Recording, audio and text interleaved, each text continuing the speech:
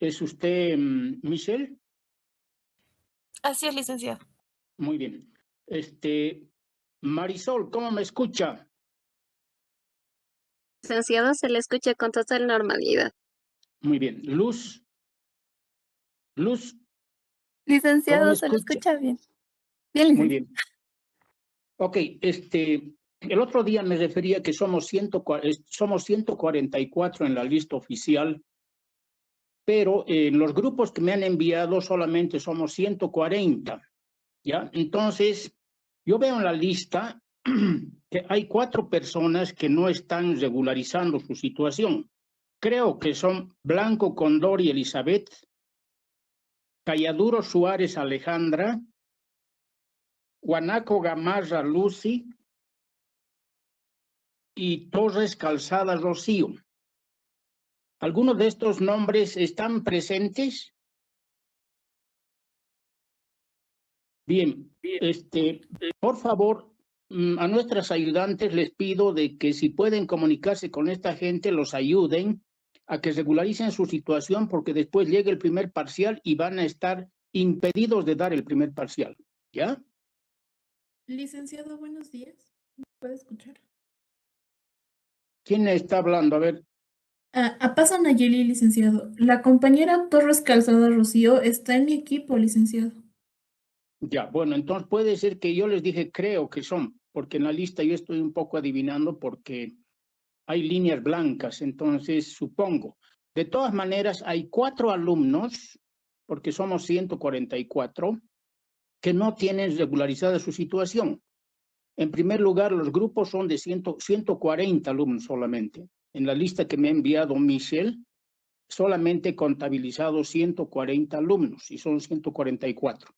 De todas maneras, estoy avisando, previniendo, si no toman acciones, ellos serán responsables de sus propias falta de acción en este sentido. Bien, el otro aspecto que quería hablarles es, bueno, seguir con el avance de materia. Vámonos a la página 452, medición del desempeño de la cadena de suministro. Estamos bien, ¿no es cierto, Michelle? Estamos en el tema adecuado. Sí, licenciado. Enseguida voy a compartir la pantalla. Un tema más, licenciado. Disculpe. Mire, tengo el problema de que ingresaron 2 nuevos compañeros en el cambio de materias y los acomodé a 2 grupos. No, No pero me señorita respondieron bien. Michelle, yo le corto acá. La autorización tengo que darla yo. ¿Ya? Ah, ya es. De los nuevos alumnos tengo que dar la autorización ya. Ah, ya, Entonces, sí, licenciado. usted no puede incluirlos así nomás. Somos demasiados, 144 alumnos. Yo no quiero recibir más alumnos. Ah, ya, está bien, Entonces, licenciado. Solo será la consulta. tienen que comunicarse conmigo, ¿ya? Está Ok, bien, licenciado. gracias. Muy bien. Vámonos entonces, página 452, medición del desempeño de la cadena de suministro. Le voy a preguntar. Luz Raquel Yampa Saavedra, dice. Sí, licenciado. Buenos días, señorita. Dígame, usted, Buenos días, licenciado. ¿en qué página tiene abierto el documento? Licenciado, yo tengo en la página, un ratito, licenciado. Ya les digo, tienen que estar atentas, no me hagan perder. 4. Es 468, licenciado. No, está mal. Señorita, usted no está en onda. A ver, Casas Flores Rebeca. Casas Flores Rebeca. Buenos días, licenciado. ¿Se me escucha? Buenos días, señorita. ¿Me escucho bien? Dígame, ¿en qué página estamos? Tiene abierto el documento, ¿no? Sí, licenciado. ¿En qué página estamos? Estamos en la página 452, en el subtítulo Medición de desempeño de la cadena de suministro. Muy bien, excelente, gracias. Alex Calle. Alex Calle. Si no me responden, Michelle, usted les pone falta. Y ayúdenla, colabórenle, por favor, Marisol y Luz, ¿ya? Está bien, licenciado, no se preocupe. Sí, Ok. licenciado. No me respondió este señor Alex Calle, entonces pónganle falta. Corina Samo Kevin. Buenos días, licenciado. Buenos días. Dígame, señor, ¿usted está con el documento abierto? Sí, licenciado, lo tengo ¿En en la qué mano. página estamos?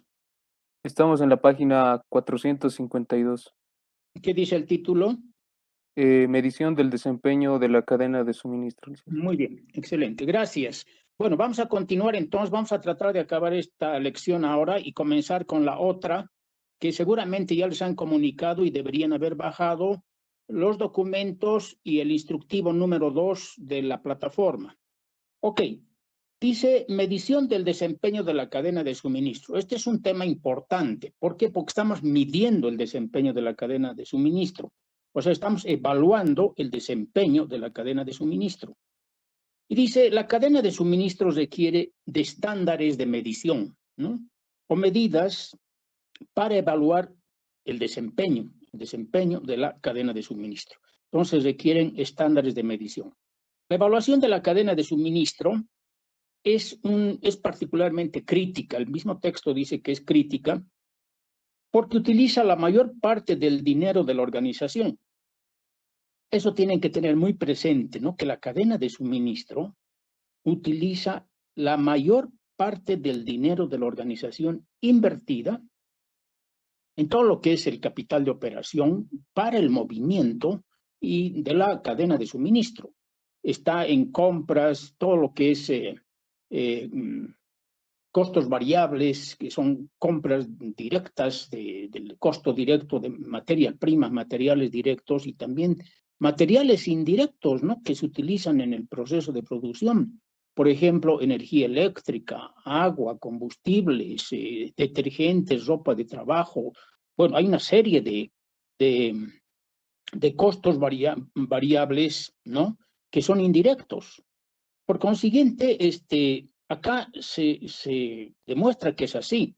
Ahora dice, los administradores de operaciones toman decisiones sobre programación y cantidad que determinan los activos comprometidos en el inventario, que es algo muy delicado. El asunto de, hay que tratar, ya les dije muchas veces, de minimizar el inventario, ¿no? De reducirlo al mínimo. Y esa es la eficiencia del administrador, ¿no? Entonces, programar y determinar la cantidad de los activos comprometidos con el inventario. Entonces, todas estas medidas efectivas determinan qué tan bien está el desempeño de la cadena de suministro y qué tan bien se utilizan los activos. Y a continuación analizaremos estas medidas, ¿no? Primero, el desempeño de la cadena de suministro se mide a través de el costo, ¿no? El costo comprometido en la cadena de suministro, que es un indicador muy importante. Y acá dice, las medidas de comparación que se muestran en la tabla 11.6, vean la tabla 11.6, ¿no? Desempeño de la cadena de suministro, es lo que ocurre con empresas típicas en algunos estándares de medición, los más importantes. Por ejemplo, el tiempo de entrega. Las empresas típicas tienen un promedio en semanas de 15, ¿no?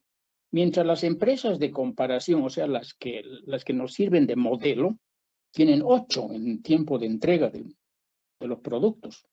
Ya sean, estamos midiendo tanto empresas proveedoras como distribuidoras, ¿no?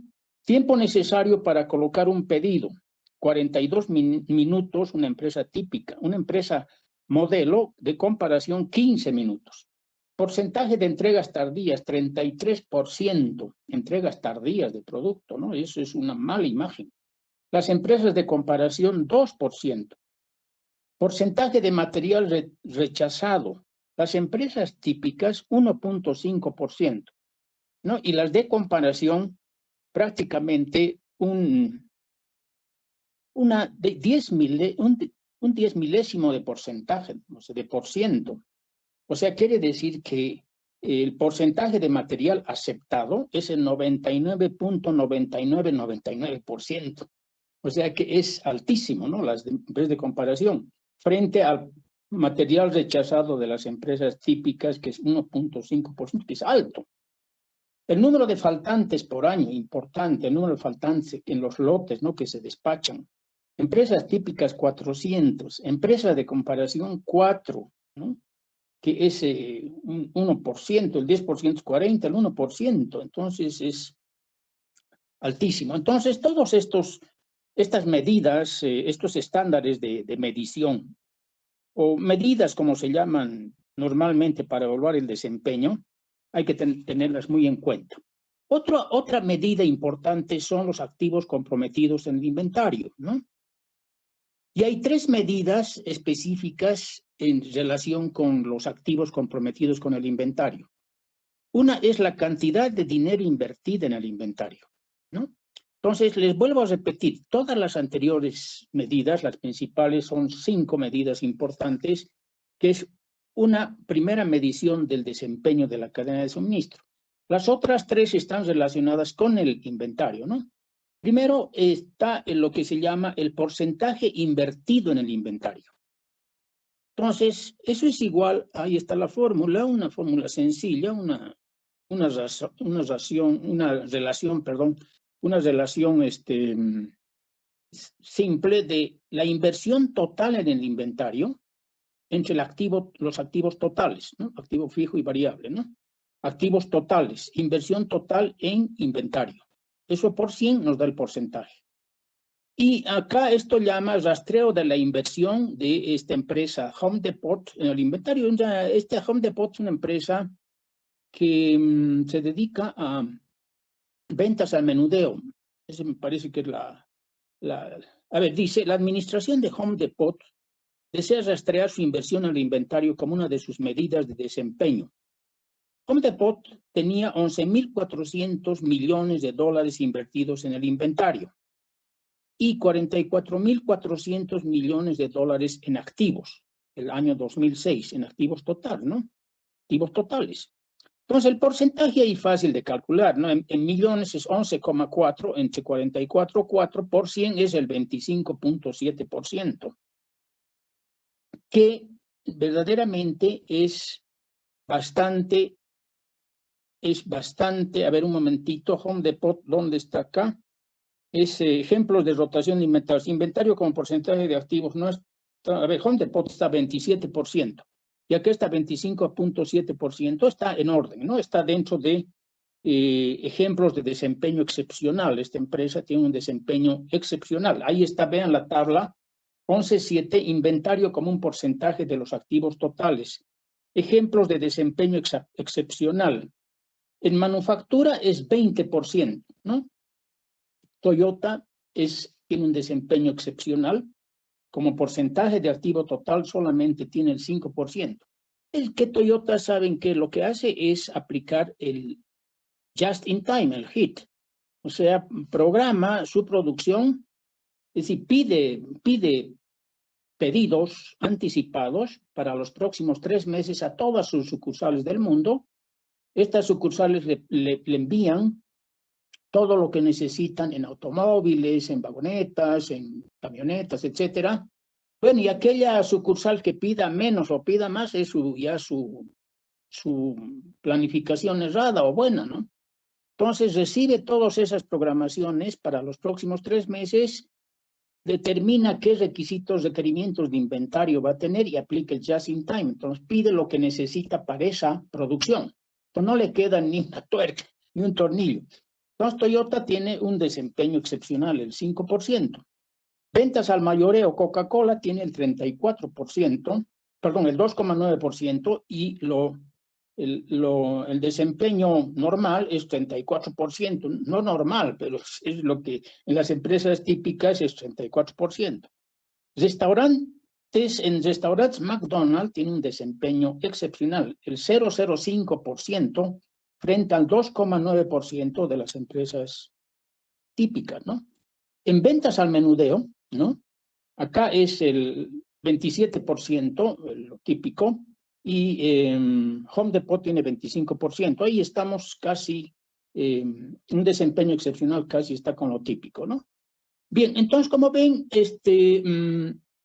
El razonamiento dice más de un cuarto de los activos de Home Depot están comprometidos en el inventario. Un cuarto de los activos de Home Depot, del activo total, está comprometido en inventario, que es sustancial. Imagínense, si esta empresa no moviera y no tuviera una alta rotación de inventarios, tendría un inventario inmovilizado y estaría ocasionando pérdidas, terribles pérdidas, porque ese inventario no está rotando, no se está moviendo, no está produciéndose con esos productos o esos insumos almacenados en almacén, ¿no? Ahora, el ejercicio de aprendizaje dice, si Home Depot puede reducir su inversión en inventario al 20% de los activos, ¿qué cantidad de dinero libera para otros usos? Bueno, eso es sencillo, ¿no? Dice, el inventario se reduce de 44.4, ahí está 5, pero es 4, por 0.2 al 20%. Si restamos del total de inventarios, 11,4 menos a dónde está el inventario ahora, tenemos que libera 2.500 o 2,5 millones, ¿no? Para otros usos. Y eso es importante porque si nosotros liberamos, ¿no? Todo lo que es inversión en inventario, o sea, reducimos y logramos reducir el inventario, vamos a liberar recursos de manera importante. Ahora dice, las comparaciones específicas, y hemos visto eso, se ven en la tabla 11.7. Esa es una primera medida de medición del desempeño o estándar de medición. La segunda medida es lo que se denomina la rotación de inventarios. Y la rotación de inventarios y su recíproco llama las semanas de suministro son dos medidas importantes. Primero veremos la rotación de inventarios. Es sencillo porque es el costo de bienes vendidos, el costo de los bienes vendidos sobre la inversión en inventario. Una razón muy sencilla, ¿no? El costo de los bienes vendidos tiene información de contabilidad, igualmente se tiene la inversión en inventario. Ahora, esta inversión en inventario es una inversión promedio, por si acaso, ¿no? Las empresas promedian el inventario inicial y el inventario final, inicial de principio de año y final de fin de año, ¿no? O puede ser un promedio mensual. Entonces, cuanto más factores intervengan en el promedio, ¿no? Entonces es mucho más preciso. Pero esta rotación de inventarios es muy importante porque nos determina cuántas veces con el inventario disponible estamos produciendo, estamos fabricando y estamos vendiendo. Entonces se mide la rotación en el número de veces que rota el inventario, ¿no? Y esto es importante porque cuanto más rotación de inventarios tenemos, más producción y más ingresos y más rentabilidad estamos obteniendo, desde luego, ¿no? Ahora, acá hace algunos ejemplos de rotación de inventarios sobre los tres sectores de manufactura importantes: alimentos, bebidas y ventas al menudeo.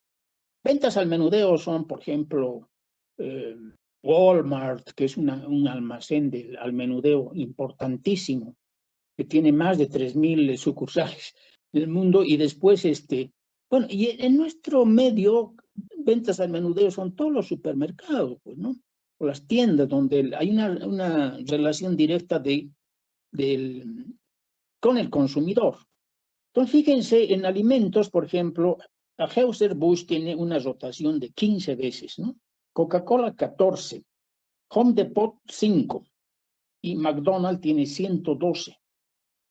Entonces, ustedes están viendo de que la rotación de inventarios de empresas significativas, modelos, ¿no? Son altos.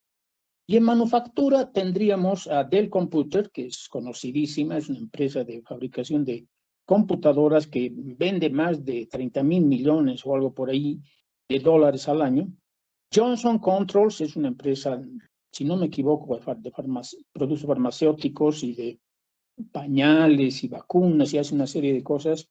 Toyota tiene 13 y Nissan en ensamble 150, es increíble. Nissan en ensamble 150 veces rota, o sea, ensambla 150 veces en rotación de su inventario. Ahora bien, Veremos algún ejemplo sobre cómo se calcula la rotación de inventarios. Jóvenes, si no me están escuchando bien, inmediatamente me van a avisar, Michelle y Marisol especialmente y Luz, ¿ok? Está bien, licenciado. Muy bien. El ejemplo dice rotación de inventarios en Pepsi Company, ¿no? PepsiCo Inc., fabricante y distribuidor de refrescos. Botanas son aperitivos, ¿no? Eso que llamamos acá papitas fritas y toda una serie de snacks, ¿no? Botanas y comidas rápidas también. Proporciona el siguiente informe para el año 2005. Las cifras están en miles de millones de dólares, ¿ya? Miles de millones de dólares. Determine la rotación de inventarios y las semanas de suministro de Pepsi. Entonces, ingresos netos dice 32.5. Costo de los bienes vendidos, ese es el dato importante, 14,2. Y el inventario en materias primas, en productos en proceso, inventario de productos terminados, o sea, bienes, ¿no? Inversión total de 1.69 millones. Si hacemos el cociente entre costo de los bienes vendidos, entre la inversión al inventario, o sea, 14.200 en miles, ¿no? De millones, entre 1.690, la rotación de inventarios, perdón, es 8.4 veces de rotación de inventario. Ahora, fíjense, ¿quién rota más? Nos han dicho que Coca-Cola tiene una rotación de 14 veces y Pepsi 8,4. ¿Quién rota más inventarios? Coca-Cola, pues produce 6 veces más, o sea, rota inventarios 6 veces más. O sea, mueve su inventario 6 veces más al año.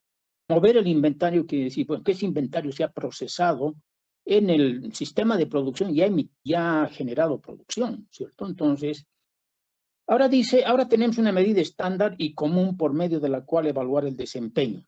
El desempeño se puede medir tanto en comparación con otras empresas modelo o también históricamente.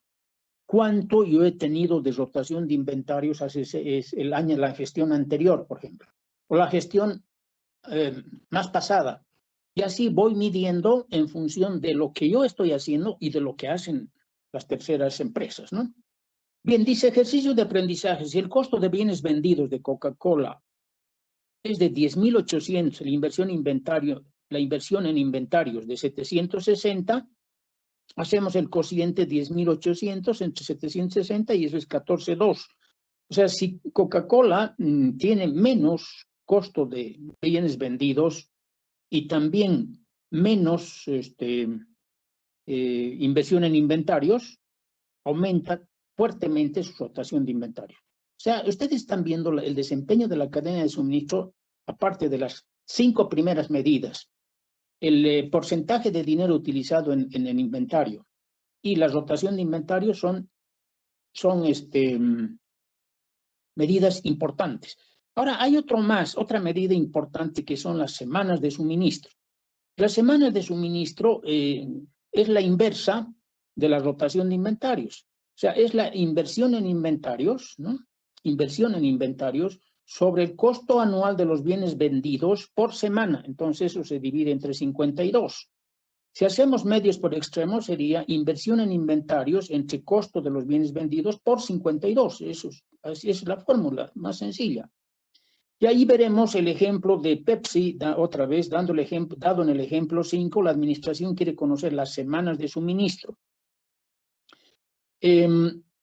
Cuanto mayor es el estándar de medición de las semanas de suministro, entonces eso quiere decir que tengo menos rotación de inventarios, ¿no? Por consiguiente, lo que tengo que hacer es disminuir el número de semanas de inventario y para eso vamos a ver este ejemplo. Entonces dice, sabemos que la inversión de inventarios por el ejemplo anterior, ¿no? Es 1.690 millones de Pepsi y que las ventas semanales son iguales al costo anual de los bienes vendidos, 14.200. Entonces, 14.200 hemos dicho que hay que expresar en semanas. Se divide entre 52 semanas al año y tendríamos 273. Entonces, aplicando la fórmula, inversión en inventario, 1.690. millones, que es lo que invierte en inventario Pepsi, dice el ejemplo anterior, entre las semanas de suministro, que son 273. O sea, lo que se invierte en inventarios, o sea, el costo de los bienes vendidos, ¿no? Por semana. Y eso nos da 6.19 semanas que, en relación a lo que, cuál sería, por ejemplo, las semanas en inventario de Coca-Cola, tendríamos que, alguien que me ayude en Coca-Cola, ¿cuántas semanas de inventario tendríamos? 1 entre 14, a ver, ¿quién puede dividir 1 entre 14? 1 entre 14, a ver, alguien divida, por favor, alguien que tenga calculadora a la mano. 0,0, con todos sus decimales, ¿no, licenciado? Sí, unos 2 decimales, ¿cuánto es? Ah, ya, 0,071. 0,071, ¿no? Sí. Y la rotación de inventarios es de Pepsi 6.19 semanas. Entonces, eso multiplique, a ver, por 52, ese dato. Señorita. Multiplique por 52, ese 0,070 y tantos. Ya, sale 3,69. 3, ¿no? 3,69. Ahí, gracias, señorita. Ahí tenemos el dato, ¿no? Coca-Cola tiene 3,69, 3,70, digamos, semanas de inventario. ¿Y cuánto tiene Pepsi? Tiene 6,19, el doble, casi el doble. Entonces, estamos viendo de que Coca-Cola tiene menos semanas en inventario, ¿no? Y eso implica que tiene mucho más eficiencia, pues, ¿no? Casi la mitad de las semanas en inventario de Pepsi. Entonces, ¿qué hemos hecho? Simplemente de sacar la inversa de, a ver, señorita, haga este cálculo más. La inversa de 8,4 por 52.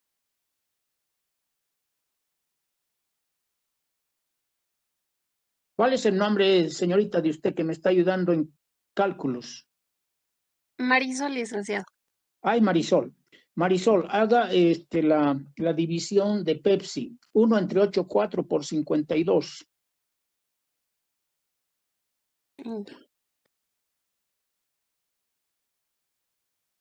O sea, primero divide 1 sobre 8,4 y eso multiplica por 52.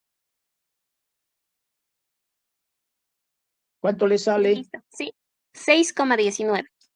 6,19. Estamos viendo 6,19 semanas tiene Pepsi. O sea, se comprueba, ¿no es cierto? Lo mismo hemos hecho con Coca-Cola, que tiene 14 de rotación de inventarios. 1 sobre 14 por 52 y le ha dado 3.70. Entonces, ahí estamos viendo que más eficiente es Coca-Cola porque tiene menos semanas en inventario. Entonces, como ven, estas 3 medidas en función de inventario y las 5 medidas en función de, digamos, de dimensiones de competitivas de las empresas, tiempo de entrega, tiempo necesario para colocar un pedido, porcentaje de entrega tardías, porcentaje de material rechazado, número de faltantes por año, son 8 estándares de medición importantes que nos permiten medir el desempeño de la cadena de suministro. Ahora dice, para la mayoría de las compañías el porcentaje de ingresos gastados en mano de obra está disminuyendo mientras que el porcentaje gastado en la cadena de suministro está subiendo. Eso nos está diciendo de que la cadena de suministros tiene que tratar de lograr mayor eficiencia en sus 3 componentes, ¿no? La eficiencia, lo importante es que las cadenas de suministro están integradas y todos pueden trabajar en el mismo sentido.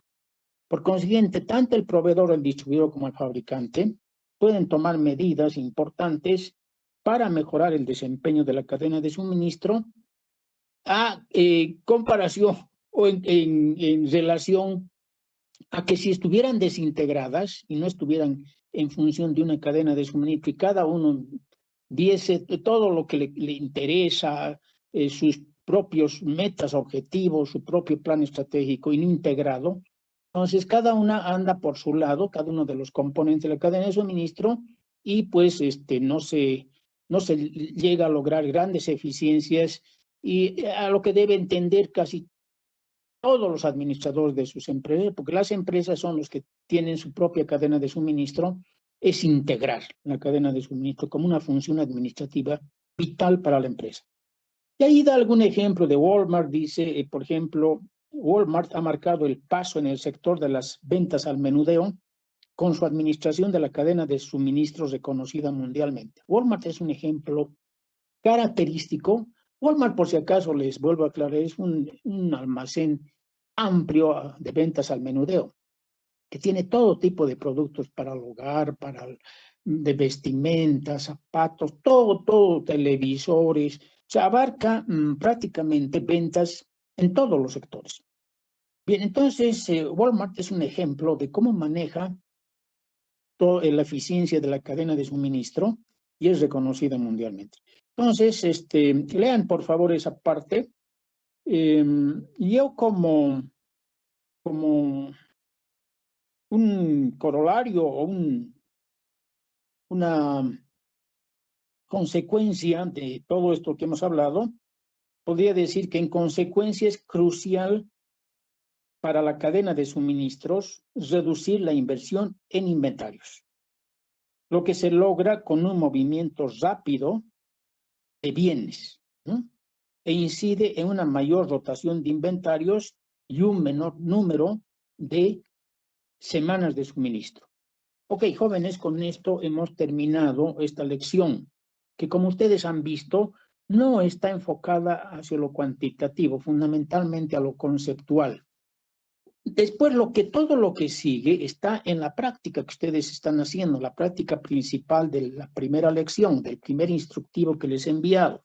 Y ahí está el resumen, ¿no? Si ustedes están siguiendo y están proyectando en pantalla también, Michelle está haciéndolo, ahí dice resumen. Es un resumen de la lección, donde ustedes pueden ampliar. Este resumen es muy sintético y la verdad que dice lo más esencial. Es un resumen muy sintético para una lección tan importante.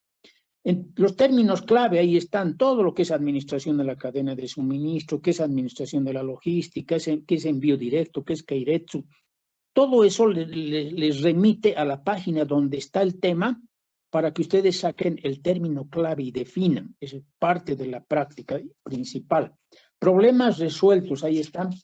Todos los problemas de ejemplo y los problemas resueltos son parte de la práctica. Eso lean bien la práctica.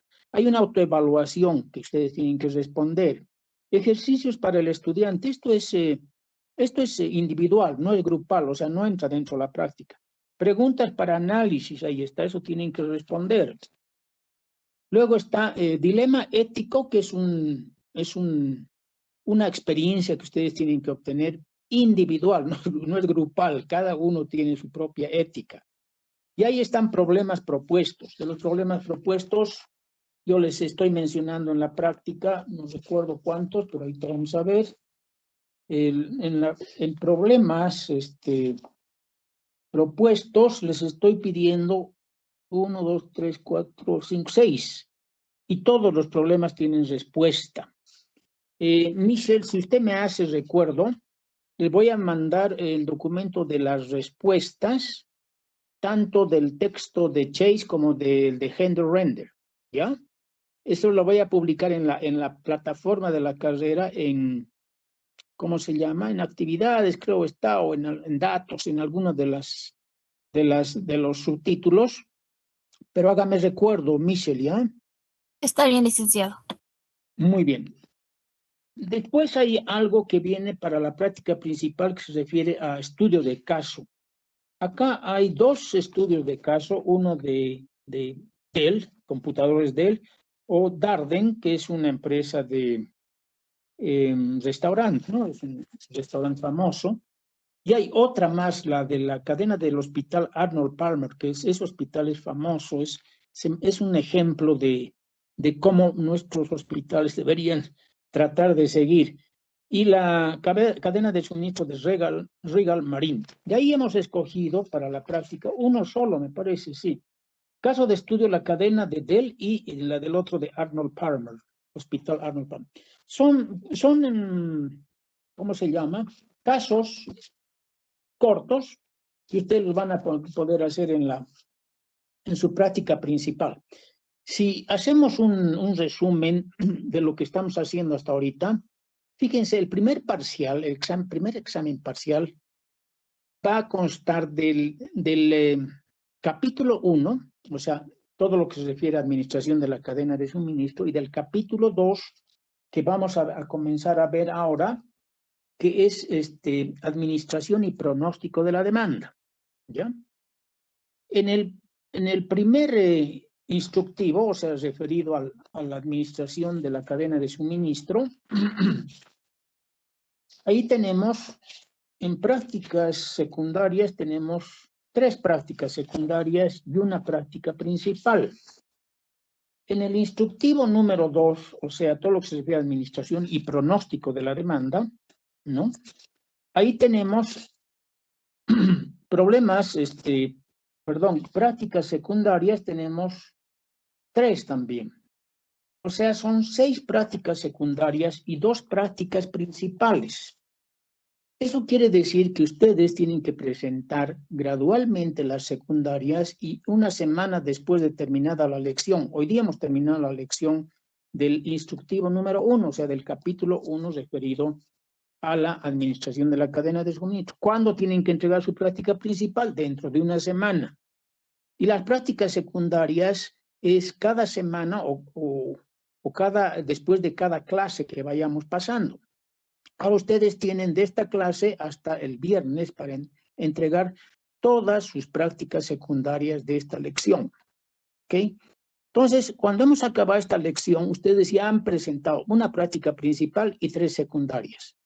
Cuando acabemos la otra lección que viene, van a tener 2 prácticas principales y 6 secundarias. Entonces, todo eso se computa para determinar esta evaluación continua que se hace en función del trabajo, del esfuerzo de todos, que es retribuido con un puntaje de 16.5%, de puntos, perdón, no por ciento. Entonces, eso quiere decir que ustedes ya al hacer la presentación de estas prácticas, todo dentro del tiempo, dentro de que estén bien presentadas, completas y todo, eso ya es otro cantar. Si ustedes están presentando todas sus prácticas, están en esa tendencia. Ahora, si están asistiendo regularmente a las clases, no van a perder mucha nota por esa ponderación entre práctica y asistencia. Por consiguiente, en este primer examen parcial, ustedes tienen que aprovechar porque son 2 capítulos solamente. El segundo examen parcial va a ser de 3 capítulos. Entonces va a ser más complicado.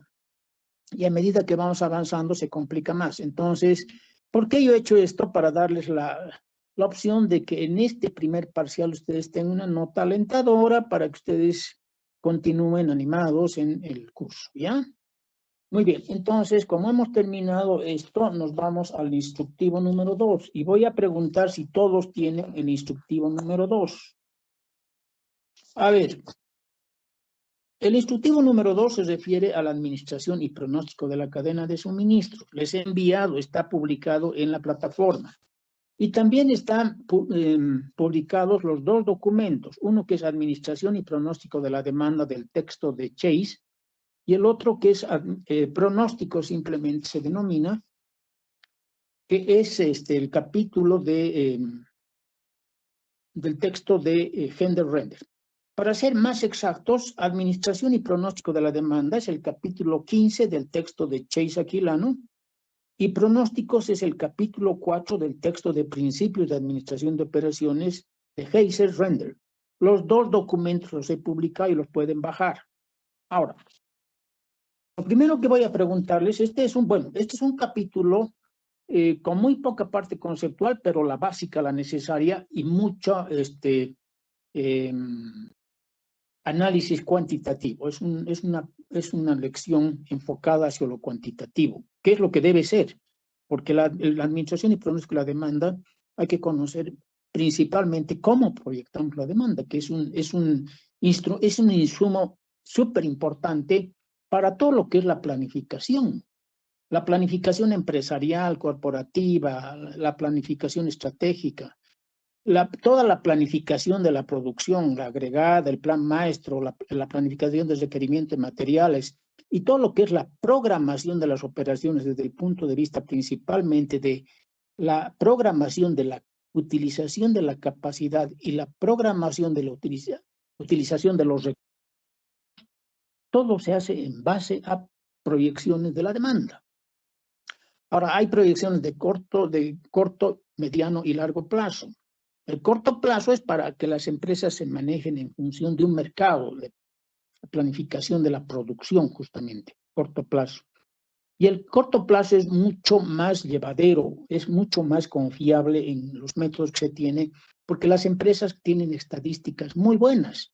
El largo plazo y el mediano plazo hay que tener mucho cuidado, porque cuando la empresa hace proyecciones de medio plazo y largo plazo, va a invertir recursos financieros. Entonces, eso no es un juego. Para invertir hay que tener buenas proyecciones y hay que tener métodos mucho más sofisticados. Bien, lo importante ahora es que ustedes me hagan saber si tienen todos los documentos en sus manos. Primero, el instructivo número 2. Ángela, ya le he preguntado a usted alguna vez. Arteaga Flores Deina. Arteaga Flores Deina. Presente, licenciado. Señorita, buenos días. Dígame, ¿usted tiene el documento, el instructivo número 2 ya en su pantalla? Sí, licenciado. Muy bien. ¿Podría indicarme qué dice el título? El título dice Administración de Operaciones 2, clases virtuales, Administración y pronóstico de la demanda. Muy bien. ¿Qué dice el primer tema? El primer tema dice Administración de la demanda. No, el primer tema del instructivo, o sea, el 1. Introducción, dice, ¿no? Ah, sí, introducción. ¿El 2? ¿Qué dice el 2? Permítame, documentos. Documentos facilitados a los alumnos, ¿no? Que están publicados en la plataforma. El 3, ¿qué dice? Temas a desarrollar. Muy importante este tema a desarrollar. Todo lo que dice tema de clases es tema de examen, por si acaso entra en el examen. Ahí están distinguidas, que es, o sea, diferenciadas, mejor dicho, qué es lectura complementaria, qué es tema de clase, y todos estos temas de clase son útiles para las prácticas secundarias, para el desarrollo de las prácticas secundarias. O sea, la primera práctica secundaria es un resumen sintético, tipo un cuadro sinóptico, si ustedes quieren, o si no, simplemente un resumen de tipo descriptivo, sintético, de todos los temas que son de clase. Entonces, y ahí viene después la práctica principal, ¿no es cierto, señorita? Sí, licenciado. Práctica principal, donde dice conclusión, vocabulario básico, repaso de fórmulas, todo eso está en el documento. O sea, para ir ustedes resolviendo esta práctica principal, tienen que seguir simplemente la conclusión. Bueno, la conclusión está hecha por el texto, pero si ustedes quieren ampliar y les parece que esa conclusión es demasiado débil y no abarca la temática de la lección, entonces amplíen.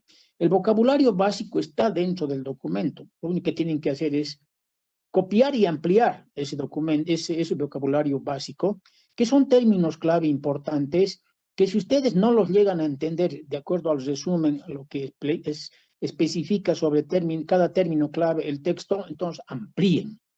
Si el texto no les da las luces suficientes, busquen en internet e investiguen. Ahí da un repaso de fórmulas, hay muchas fórmulas en esta lección, y hay problemas, ¿no? Problemas ejemplo, que hay que repetir todos los ejemplos, hay que repetir todos los problemas resueltos, y hay que hacer los problemas propuestos que se les indica acá, que son 6. Y hay el caso de estudio que también tiene que hacer sobre Altavox Electronics. Y luego están los enunciados de las 3 prácticas secundarias, que son prácticas, como ya les dije, que tienden a llenar algún vacío, algún tema que no ha sido explicada con profundidad en el texto de Chase, ampliar. Entonces, por investigación en Internet, lo primero que tienen que hacer es entrar al texto de Gender Render, que es un texto muy interesante, enfocado desde lo cuantitativo, y con tema de la administración de la demanda, pues es un texto que les va a servir mucho. Bien, entonces, las prácticas secundarias están enunciadas ahí, tienen que resolverlas, presentarlas como ya hemos explicado, y recordar que la práctica principal tiene un peso del 70% y las prácticas secundarias del 30%. Y eso, además de que las prácticas totales se ponderan con la asistencia.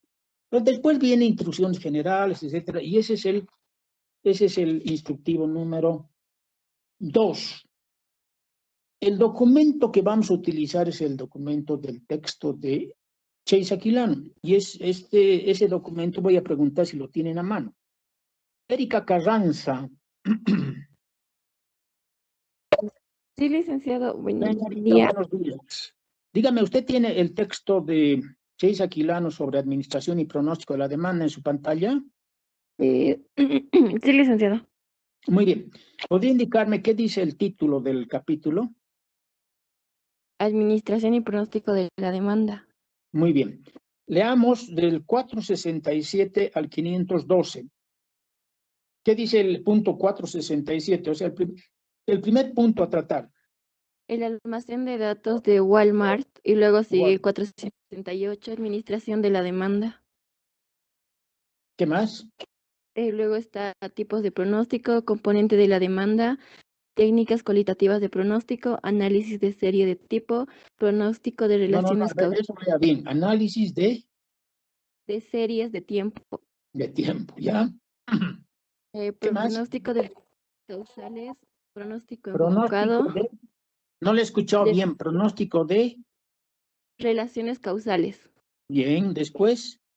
Pronóstico enfocado, pronóstico en la red, planeación, pronóstico resurtido en colaboración.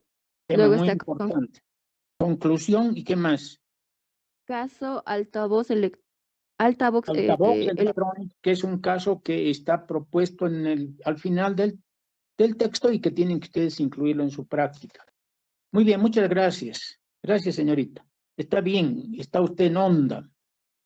A ver, Lucy Guanaco Gamarra. Lucy Guanaco Gamarra. Señorita, buenos días. ¿Está con el documento en pantalla? Sí. ¿Qué dice el título principal?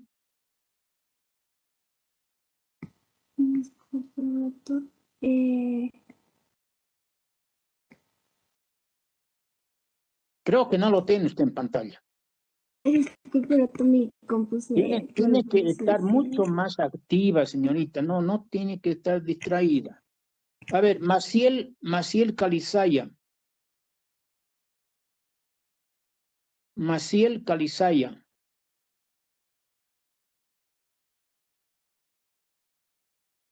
Tampoco está en activa, está atenta.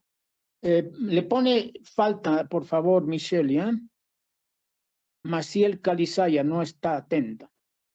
María Angélica Mamani.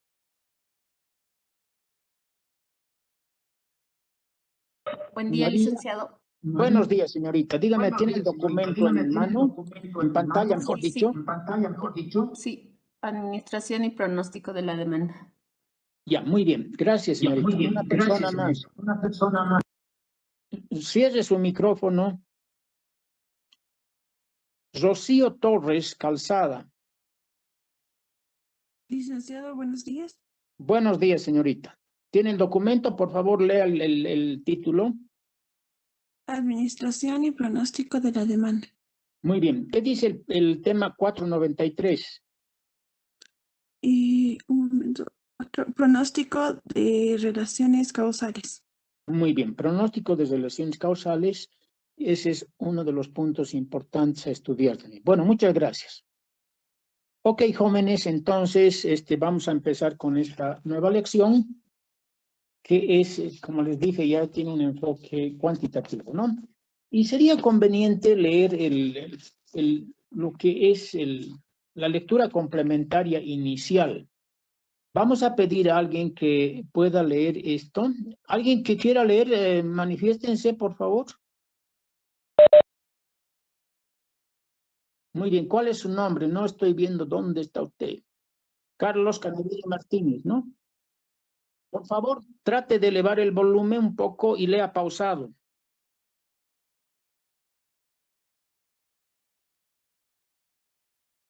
Muy bien.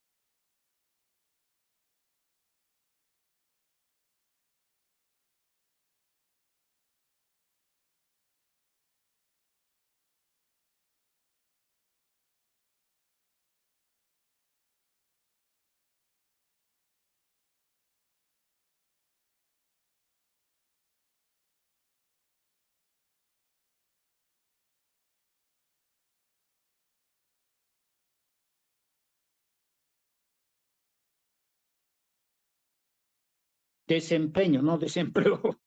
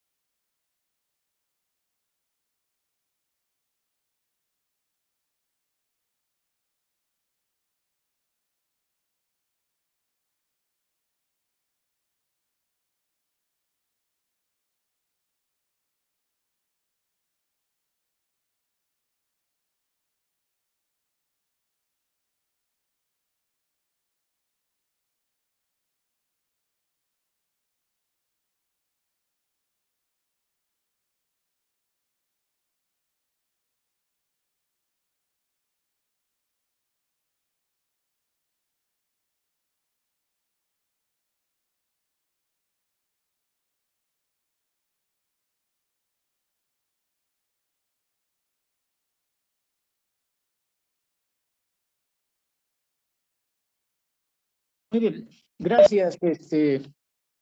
¿Cuál es su nombre?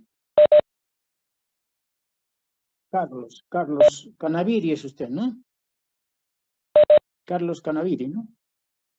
Carlos Canaviri Martínez. Bueno, muchas gracias. Ok, entonces, como ustedes han visto acá en esta experiencia, que es algo que nos muestra cómo Walmart viene a ser un modelo, ¿no? Para no solamente las empresas al menudeo, sino para las empresas en general, de cómo maneja todo lo que se refiere a los pronósticos de la demanda, ¿no? Tiene recopila una gran información y en conclusión, ¿no? Yo diría como algo resaltante de la lectura que ha hecho David, tenemos principalmente que la información se utiliza, dice, para 3 extensas áreas de apoyo a las decisiones. Primero, analizar tendencias de ventas, desde luego, ¿no? ¿Qué tendencia sigue cada producto en cada nicho o mercado que tiene el producto, ¿no es cierto? Luego, analiza lo que es el manejo de inventarios. El manejo de inventarios es importantísimo porque cuanto más eficiencia se tiene en esto del manejo, vamos a tener un mayor margen de contribución. Y ustedes saben que un margen de contribución es todo lo que es ventas menos costos variables, y ese resultado cubre lo que es costos fijos y utilidades. Entonces, a mayor margen de contribución podemos tener mayores utilidades y cubrir nuestros costos fijos con mucha solvencia, ¿no es cierto? Entonces, manejar inventario es importante y algo muy, muy importante es entender a los clientes, ¿no? O sea, entender a los clientes desde el punto de vista de conocer sus datos demográficos, como dicen, ¿no? Principalmente qué edad tiene, qué nivel de educación, cuál es su capacidad de pago. Es decir, estamos tratando, ¿no?, de entender a nuestros clientes y, como dice al final algo muy importante, ver cuál es esa canasta familiar de ventas que cada cliente, cuando entra a la tienda, consume regularmente, ¿no? Entonces, es como cuando nosotros vamos, por ejemplo, al supermercado y compramos una serie de cosas, seguramente nos estudia el supermercado y ve cuál es nuestra canasta que compramos cada vez que vamos al supermercado, ¿no? Y eso es lo que hace acá, pero todo esto lo hace para una amplitud grande, ¿no? Son 3.000 sucursales, donde hay 100.000 productos que tiene que proyectar. Y acá la importancia de las proyecciones de la demanda le permiten a Walmart planificar todo lo que es inventarios, todo lo que es reposición de inventarios, todo lo que son ventas, fuerza de trabajo. O sea, si no tuviera esa información, ese instrumento tan importante para todas las empresas como es la proyección de la demanda, estaríamos atados de pies y manos, no podríamos hacer nada. Entonces, la importancia de la lección está ya demostrada en todo eso, ¿no? Ahora dice, como empieza la lección, dice, los pronósticos son vitales, ¿no?, para toda organización de negocios. Vitales.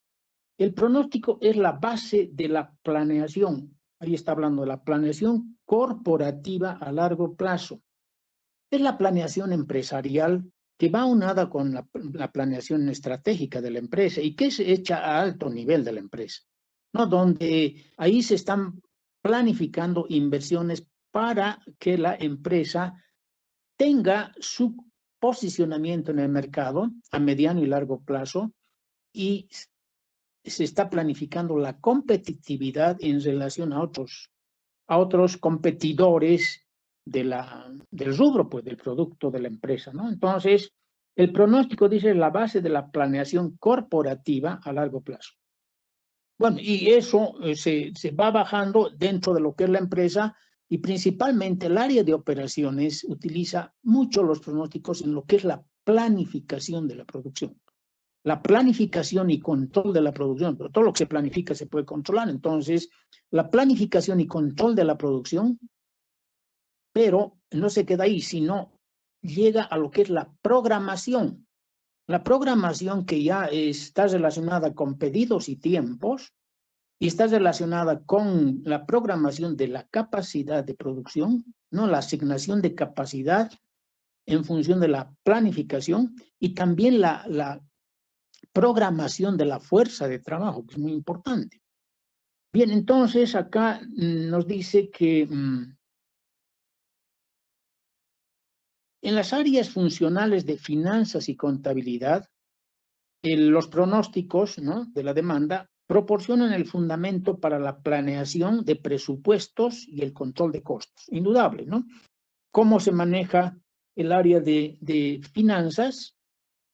Bueno, pues con pronósticos de la demanda para todo lo que es el área funcional de finanzas. Finanzas siempre está haciendo la planificación financiera para que la empresa no tenga ningún déficit de recursos en cuanto a su movimiento productivo, ¿no?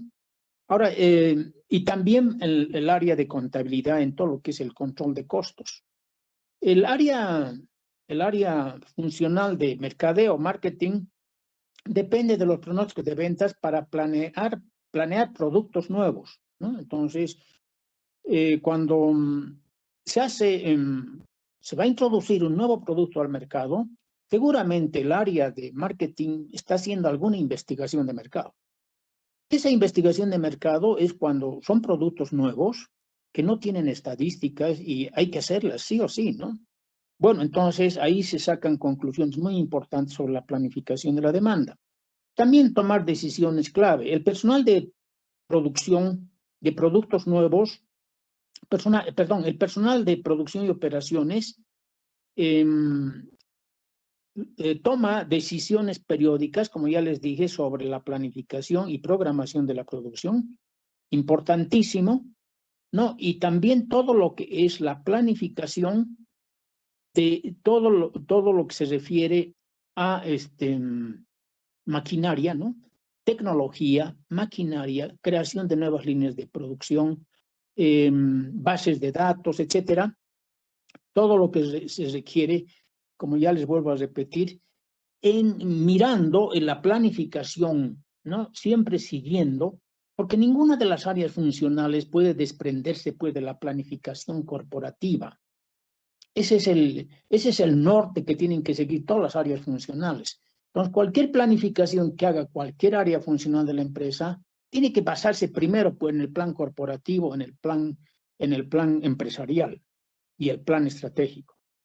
Bien, entonces, dice, un pronóstico perfecto es imposible, ¿no? No se pueden hacer pronósticos perfectos. Por lo tanto, dice, en lugar de buscar el pronóstico perfecto, ¿no? Es mucho más importante establecer la práctica de una revisión continua de los pronósticos y aprender a vivir con pronósticos imprecisos. O sea, siempre va a haber error. Nunca van ustedes a hacer un pronóstico donde las ventas coincidan estrictamente, precisamente con el pronóstico. Eso no se va a dar. O sea, los pronósticos tienen su error en cuanto a son imprecisos, ¿no es cierto? En un determinado margen de error, que también se calcula ese margen de error y se calcula justamente como un tema de esta lección. Pero algo muy importante que también hay que considerar que eso no implica pues de que no tengamos que mejorar el modelo o la metodología a pronosticar. Cada empresa busca un modelo, ¿no? Y para llegar a elegir un determinado modelo de proyección, trata de buscar el método, ¿no? de pronóstico más adecuado a su producto. O sea, si estamos hablando de promedios móviles, primero el promedio simple, ¿no? El promedio aritmético simple y ponderado, promedio móvil simple y ponderado, suavización exponencial con y sin tendencia, índices estacionales, toda una serie de pronósticos de corto plazo, y cuando ya entremos al mediano y largo plazo, regresión de serie de tiempo, regresión de causal, o otros modelos que vamos a ver después. Entonces estamos viendo que antes de elegir el propio modelo, las empresas tienen que hacer pruebas con varios métodos, pues, ¿no? Y como dice acá, una buena estrategia consiste en utilizar 2 o 3 métodos y verlos desde el punto de vista del sentido común. O sea, no elegir el primer método y decir, bueno, ya listo, ya he hecho mi pronóstico. No. Yo puedo elegir primero promedios móviles y ver si realmente son útiles. Promedios móviles se utilizan mucho, requieren mucha información. Cuando el número de periodos para el pronóstico es alto, y eso es lo que buscan muchas empresas, se suaviza la tendencia, pero esa suavización de la tendencia, que ayuda mucho, pierde la relación con el comportamiento real del pronóstico. Entonces, puedo ver ahí un problema que no me interese. De repente prefiero yo hacer un promedio móvil ponderado, dar más peso a la información más reciente y menos peso a la información más pasada. O ver, por ejemplo, la suavización exponencial, que es un pronóstico muy requerido, que tiene un admirable nivel de precisión, pero ahí el problema es que hay que saber elegir el alfa, o sea, el parámetro específico, porque todo es un parámetro de cálculo que se adecua a cada producto, a cada empresa. Entonces, El alfa de la suavización exponencial, ¿no? Ese parámetro que es elegido, no elegido, sino cuantificado por la misma empresa en función del comportamiento gradual que tiene el pronóstico que se realiza, las empresas van eligiendo su alfa, ¿ya? Entonces ahí el problema es ese, ¿no? Pero hay otra que es la suavización exponencial con tendencia, que es muy interesante. Bueno, una serie de pronósticos que vamos a ver y que podemos ir comparando entre modelos. Dice, habrá una escasez de... Ahí hay algunas preguntas interesantes que debemos hacer, ¿no? De sentido común. Dice, ¿los cambios esperados en la economía y en general van a afectar al pronóstico? ¿No? Y eso es muy importante tomar en cuenta en el pronóstico. Porque yo lo que estoy haciendo, por ejemplo, una serie de tiempo, estoy asumiendo que lo que ha pasado en el periodos anteriores, estoy asumiendo que se van a repetir en el futuro. Y eso es hacer abstracción de una serie de factores que están ocurriendo en la economía. Puede ser que la economía esté tendiente hacia una inflación, o sea, esté tendiente hacia una estancflación, que se llama, ¿no? Estancamiento con inflación. O la economía esté con una proyección de crecimiento, ¿no?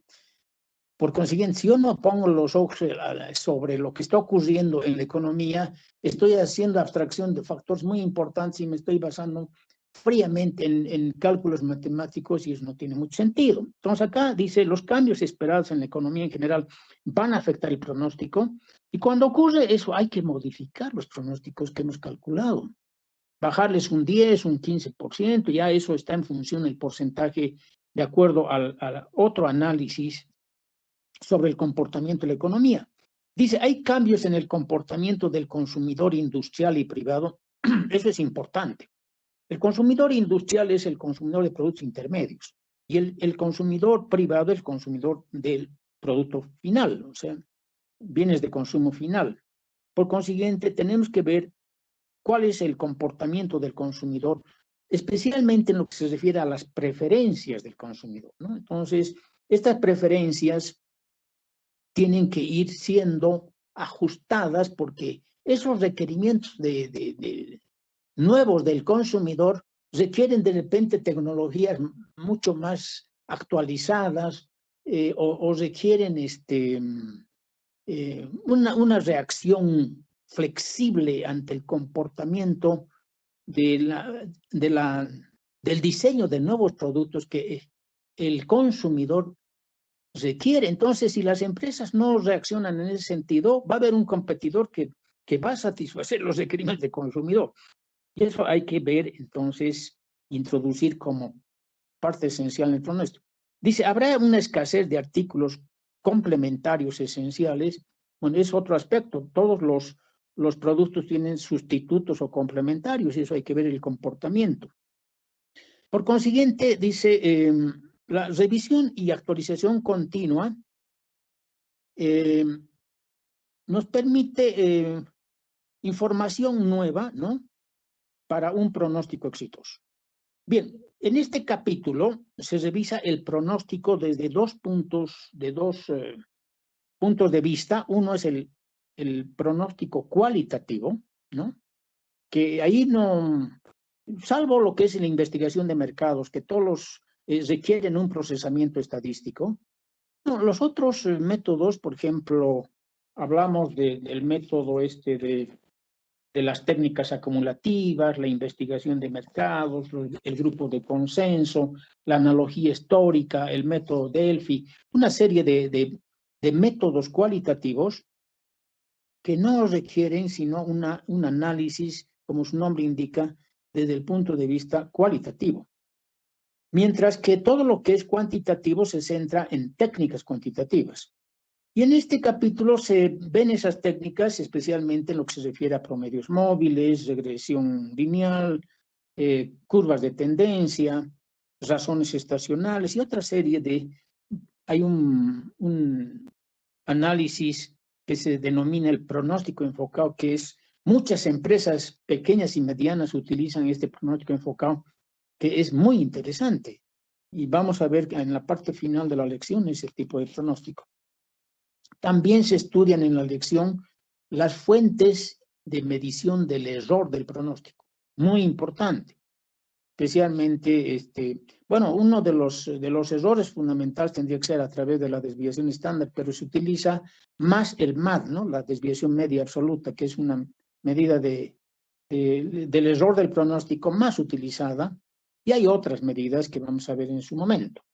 Bien, jóvenes, entonces, el próximo tema es muy importante desde lo que se denomina administración de la demanda. Y hay que tener en cuenta, preguntarse de dónde proviene la demanda del producto o servicio de una empresa, ¿no? ¿Y qué puede hacer una compañía para administrarla, ¿no? Entonces, la demanda, existen dos fuentes de demanda, ¿no? Una que es la dependiente y la independiente. La dependiente dice, la demanda dependiente es la demanda de un producto o servicio provocada por la demanda de otros productos, ¿no? O sea, en concreto, esta demanda dependiente es la demanda, ¿no?, que tiene un producto final determinado, ¿no? O sea, es dependiente de la demanda de ese producto final. Por ejemplo, ahí da un ejemplo interesante y dice, 1000 triciclos, ¿cuál va a ser la demanda dependiente del producto terminado triciclos? Los 1000 triciclos requerirán 1000 ruedas delanteras, 2000 traseras, ¿no? Necesitarán 3000 ejes, ¿no? Entonces, este tipo de demanda interna no necesita un pronóstico, sino una tabulación. O sea, un análisis, esto se hace un análisis en cascada de diferentes niveles que va requiriendo el producto, ¿no? O sea, en la parte superior del análisis está el triciclo, ¿no? Entonces ahí se van viendo las partes principales. ¿Cuántas partes principales? Esas partes principales requieren productos de segundo nivel. Los productos de segundo nivel requieren productos de tercer nivel, etcétera. Entonces va haciendo un análisis de la demanda dependiente. Imagínense, un automóvil moderno puede tener hasta 70,000 piezas. Entonces, hacer el análisis de todo eso implica hacer... se utilizan mucho los diagramas de Gosinto para eso, que son muy utilizados desde el punto de la administración de operaciones y la ingeniería industrial también, ¿no? Bien, entonces la demanda dependiente es una demanda derivada, ¿no? Una demanda derivada. ¿Cuál es la demanda independiente?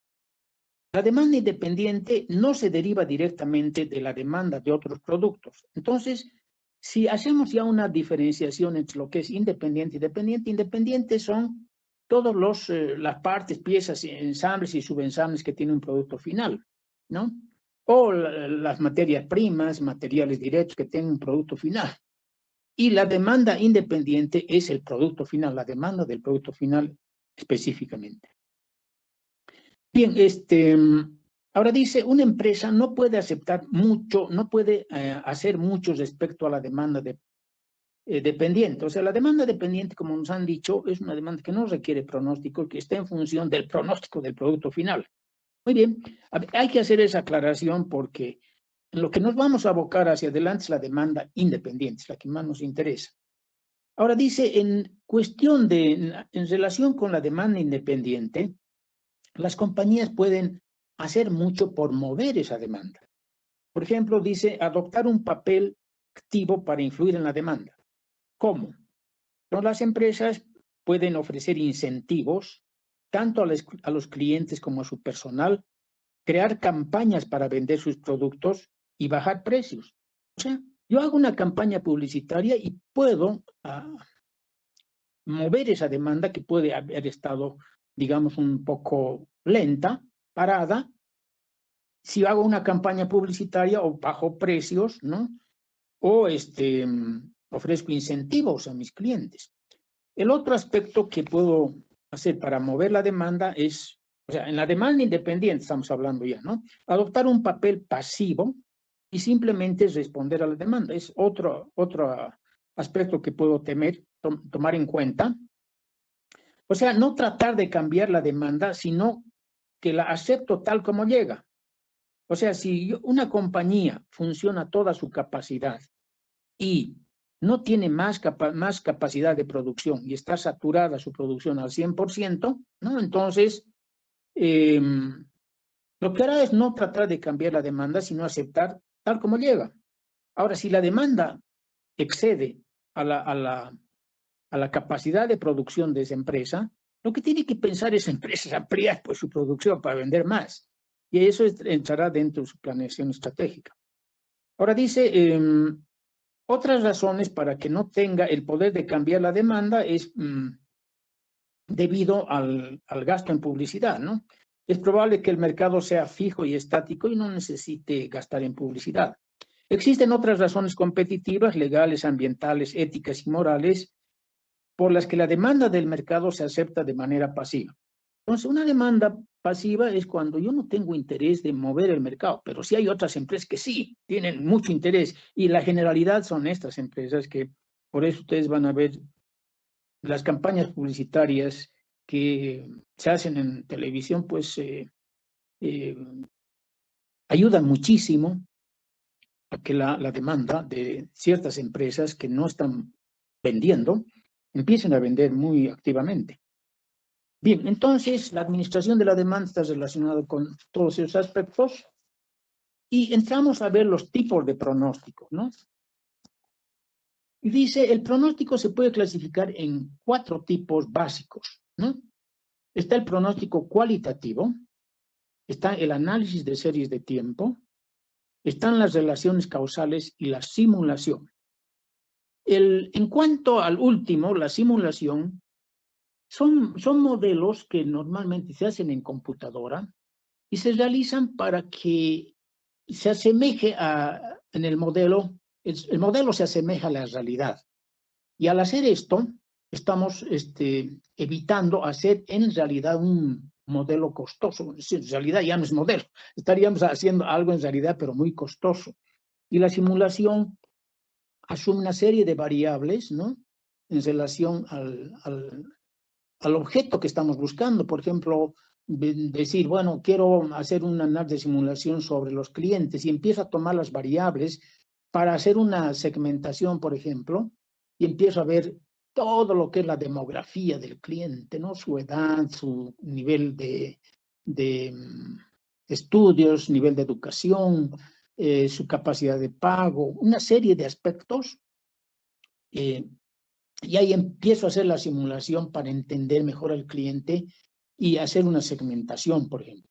Entonces, la simulación es una técnica muy importante para las empresas porque se pueden simular procesos, se pueden simular ventas, se pueden simular todo tipo de investigación que quiera hacer la empresa. Ahora, la simulación es cara y muchas empresas prefieren utilizar. Muchas veces un modelo de simulación puede tardar hasta 7 meses de su construcción. Entonces, la simulación la podríamos tomar como referencia de que es un modelo muy útil para las empresas y que muchas lo utilizan porque obtienen resultados magníficos. Bien, pero el análisis cualitativo, desde el enfoque de nuestro curso, el análisis cualitativo es muy importante para empresas donde complementan con lo cuantitativo. O sea, nunca hay que dejar de lado lo cualitativo, sino complementar con lo cuantitativo. Desde el punto de vista cuantitativo están el análisis de series de tiempo, todas las relaciones causales y la simulación. Pero cuando nosotros queremos hacer el estudio de los pronósticos, tenemos que enfocarnos al corto, al mediano y al largo plazo. Y cada uno de estos periodos, el corto, el mediano, tiene su modelo de pronóstico adecuado. Ahora dice, las técnicas cualitativas son subjetivas, ¿no? Y se basan en estimados y opiniones. Bueno, pero son de gran utilidad. Por más que lo que diga acá que son subjetivas, sí son subjetivas porque muchas veces, por ejemplo, el análisis de grupo de consenso, o lo que llama acá, ¿cómo llama? Grupo de consenso llama justamente el texto, se tiene que hacer un análisis subjetivo. Se hacen reuniones con gente especialista se emiten opiniones abiertas, ¿no? Muchas veces este método hace que mucha gente que conoce mucho del pronóstico de un producto no participe porque participan las altas autoridades, gerencias y demás. Entonces, para no contradecir, muchas veces se quedan, y esa es la dificultad, se quedan sin participar. Gente que conoce muy bien, pero que es de estratos de autoridad más bajos. Entonces, ahí lo que se tiene que hacer es utilizar otra técnica de manera de que no ocurra ese problema, y esa técnica es la Delphi, ¿no? El método Delphi. Bien, por otro lado dice, la información anterior puede incluir varios componentes como influencias, tendencias estacionales o cíclicas. O sea, cuando ya estamos hablando de lo cuantitativo, las series de tiempo, el estudio de las series de tiempo es muy importante para los pronósticos. Y ahí hay que considerar que las series de tiempo tiene 6 factores importantes que hay que tenerlos muy en cuenta, ¿no? Todo lo que se refiere a las variaciones de la tendencia, ¿no? La tendencia, las variaciones estacionales, las variaciones cíclicas, las variaciones aleatorias, todo lo que es el promedio de la demanda, etcétera, ¿no? Del pronóstico. Y la correlación también. Por consiguiente, la ilustración 15.1 describe una variedad de los 4 tipos básicos de modelos de pronóstico. Y eso me gustaría que veamos en la ilustración 15.1, que se refiere a técnicas de pronóstico y modelos no comunes. Entonces, en el cualitativo, lo que nosotros vamos a exigir para los exámenes son las técnicas acumulativas, la investigación de mercados, los grupos de consenso, la analogía histórica y el método Delphi o método Delfos, llama acá. También es muy conocido como el método Delphi. Análisis de series de tiempo, promedio móvil simple, promedio móvil ponderado, suavización exponencial. Acá no está, acá la suavización exponencial es simple y con tendencia. Análisis de regresión, la técnica de Box-Jenkins, series de tiempo de Shishkin.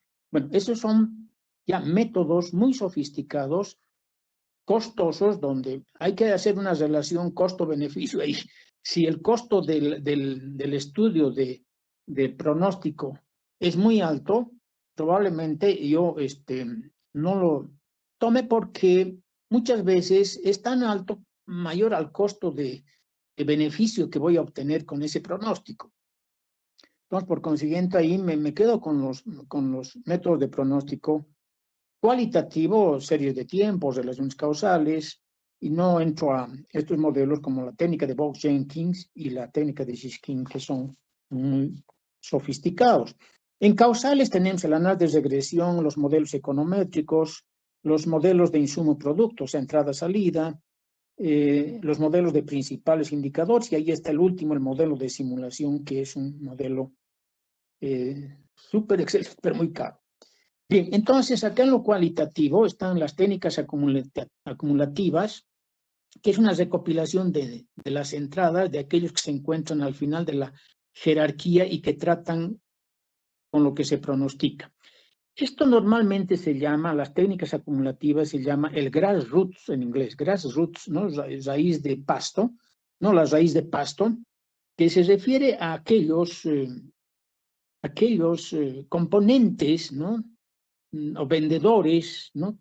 Que están al final de la jerarquía, aquellos vendedores que se relacionan con el consumidor, que son los que más conocen de las ventas para un determinado sector, ¿no? Entonces, están muy relacionados con el consumidor. Por ejemplo, ahí tenemos varios, desde el punto de vista médico, de medicamentos, etcétera, y también de muchos productos alimenticios, de bebidas también, y productos que hay vendedores que están, como se llama acá, al final de la jerarquía, pero que tienen gran información, y esta información se va transmitiendo a los almacenes distritales, los distritales a los regionales allá a la misma empresa, y la misma empresa toma acciones para el pronóstico. O sea, es un método también subjetivo, pero importante porque está haciendo vivencia real. La investigación de mercados, importante desde el punto de vista de que se hace una serie de análisis, se determina el tamaño de muestras, se determinan formularios, formatos especiales para levantar la información, se hacen entrevistas, se hacen encuestas, etcétera, ya sean directas o indirectas, ¿no? Tipo teléfono o internet o directas, entrevistas personales. Y la investigación de mercados, que seguramente ustedes creo que la han visto como materia, requiere de un procesamiento estadístico, desde luego, pero se la considera como una técnica también subjetiva, ¿no? Pero es una técnica muy importante para aquellos productos nuevos de las empresas. Entonces, por lo general se usa para pronosticar ventas a largo plazo y de nuevos productos. Largo plazo y nuevos productos. Los grupos de consenso, lo que les decía, ¿no? Es un intercambio libre en las juntas. La idea es que la discusión en grupo produzca mejores pronósticos que cualquier individuo. O sea, como se dice, ¿no? Normalmente, coloquialmente, dos cabezas piensan mejor que una. Entonces, ahí se hace una participación abierta de todos. Pero los participantes pueden ser ejecutivos, vendedores o clientes inclusive, que muchas veces se ven un poco subyugados por la autoridad, por la jerarquía. Entonces, es un método que, por ser abierto y donde todos emiten su opinión abiertamente, tiene esas dificultades. La analogía histórica relaciona lo pronosticado con un artículo similar, ¿no? Es importante planear nuevos productos mediante el uso del historial del producto similar, ¿no? Entonces, ¿cuál fue el historial de ese producto similar? Me ayuda, como analogía histórica, a poder proyectar el producto, que no tengo información estadística, pero sí me baso en la analogía histórica.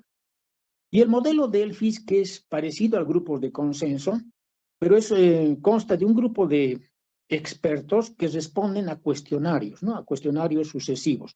Un moderador recopila los resultados de cada cuestionario, ¿no? Por ejemplo, de un primer cuestionario, y en base a lo que han respondido por escrito y en forma secreta, cada uno de los expertos formula un nuevo cuestionario que se presenta al grupo, y así sucesivamente se va perfeccionando el pronóstico.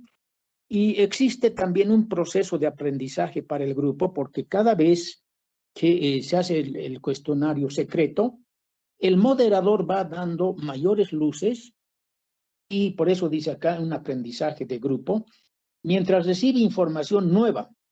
Y no existe ninguna influencia por la presión del grupo o individuos dominantes. O sea, acá no hay individuos dominantes ni ejecutivos de alta jerarquía que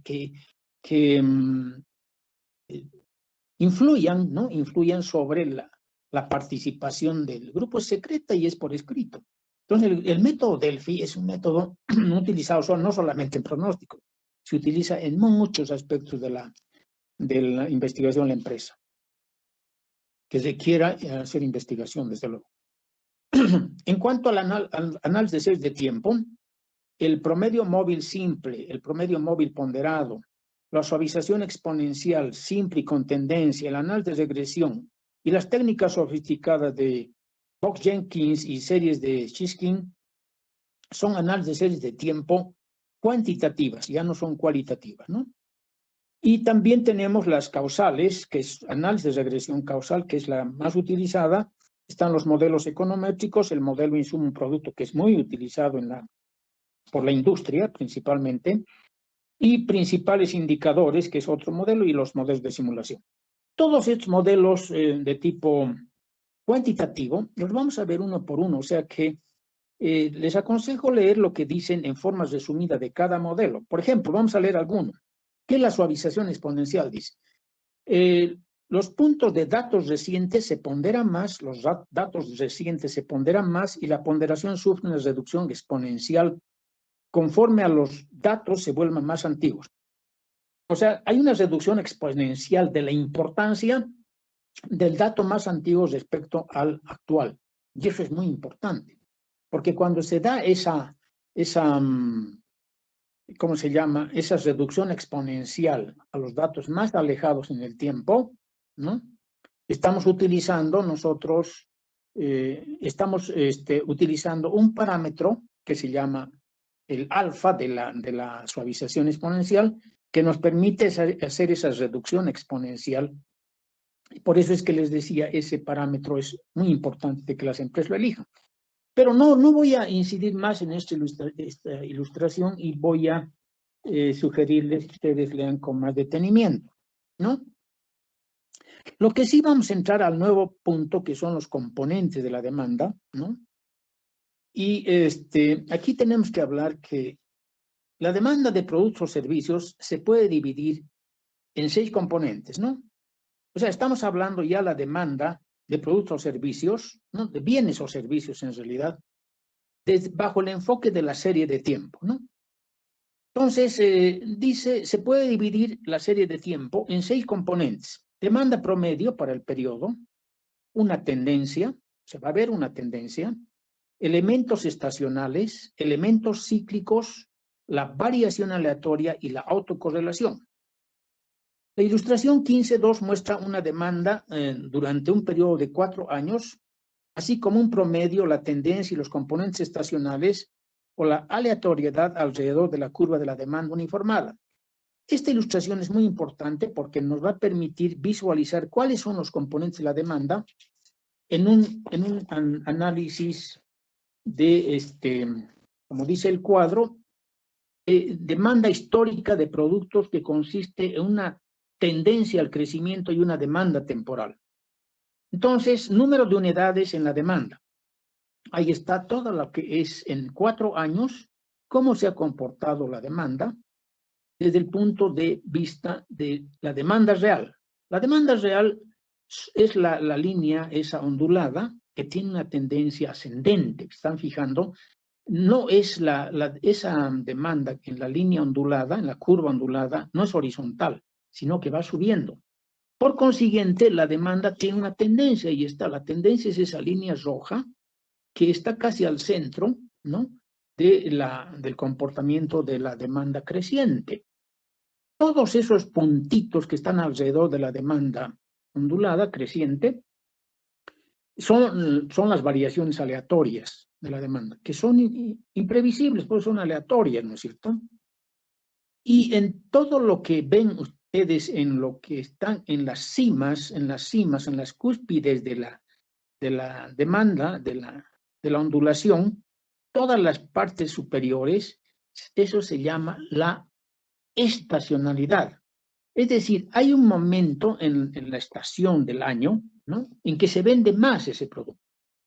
Entonces, fíjense, el primer año se está vendiendo casi, si dividiéramos el primer año hasta el segundo año, estaríamos viendo que más o menos en el mismo periodo del primer año, del segundo año, del tercer y del cuarto año, existe esa estacionalidad de ventas.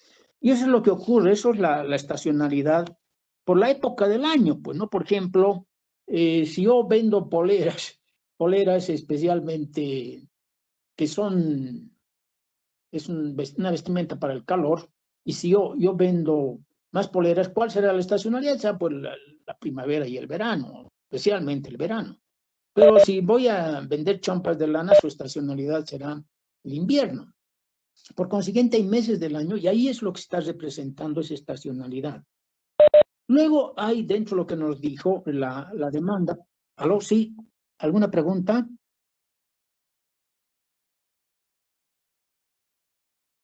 Muchas gracias, muchas gracias. La verdad es que usted tiene toda la razón del mundo y muy bien que me haya dicho cuál es su nombre. ¿Cuál es su nombre, joven? Muy bien. Perfecto. Michelle y mis ayudantes tienen que hacerme recuerdo. A veces yo me entusiasmo mucho y me sigo, me paso de la hora y eso es perjudicial porque ustedes tienen otros cursos y otras actividades que cumplir. Bueno, disculpen y continuamos mañana con el avance de este tema. En este momento, Michelle, usted tiene que, cuando acaba el curso, hacer ¿cómo se llama? Bajar la planilla de asistencia del Webex, ¿no es cierto? Cuando Sí, acabamos, licenciado. Sí, ok, licenciado. hace eso, en este momento somos 131, estábamos 141, 10 se fueron y esos están perdiendo asistencia, eso es lo de malo. Tal vez se han ido a... Eso es lo que ustedes tienen que hacerme para que a las 12 termine el curso y en ese momento tengamos la asistencia, ¿ok? Está bien, licenciado. De todos modos, la lista de los asistentes está con el horario en el que se han retirado. Ok, Así que no perfecto. habría mucho problema. Muy bien. Bueno, muy bien. Gracias, jóvenes. Los espero mañana. Gracias por asistir. Hasta mañana a todos. Hasta mañana, licenciado. Hasta luego, Hasta mañana a todos, Hasta mañana, jóvenes. licenciado. Hasta mañana. Lean, lean, lean.